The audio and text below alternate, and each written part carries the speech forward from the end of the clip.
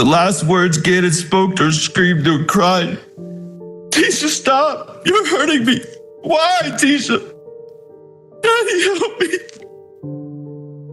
I want my mommy! The father broke down when he learned his missing son might already be dead. On January 27, 2020, 11-year-old Gannon was reported missing by his stepmother, Letitia Stone, who claimed he had gone out to visit a friend between 3:15 and 4 p.m. and never returned. However, just 3 days later, police upgraded the case from a runaway to a missing and endangered person based on new evidence. Surveillance footage from a neighbor's camera showed Gannon and Letitia leaving the house together that day, but only Letitia came back. Gannon was never seen again. Investigators then secretly installed a GPS tracker on Letitia's car, which showed she had traveled to the Palmer Lake area on January 28th. There, authorities later discovered objects stained with Gannon's blood. Letitia quickly changed her story, now claiming Gannon had been kidnapped and that she herself had been raped, a version that contradicted her earlier statements. No one believed her anymore. Investigators came to believe Letitia transported Gannon's body from Palmer Lake all the way to Florida and dumped it there. On March 2nd, Letitia was arrested in Myrtle Beach, South Carolina, and charged with multiple crimes, including first-degree murder,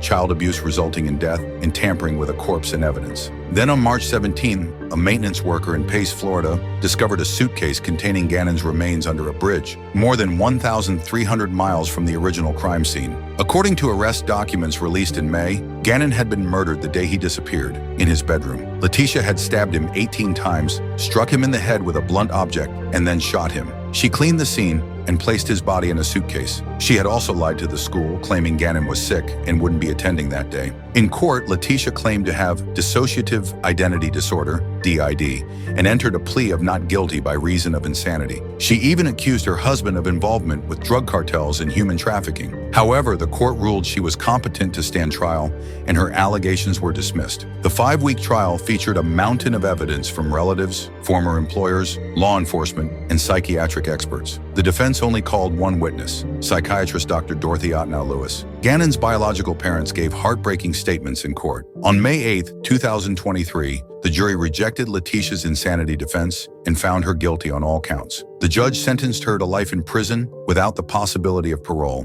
plus an additional 156 years. He described her actions as the most heinous I have ever seen. What do you think? Do you agree with the judge's decision?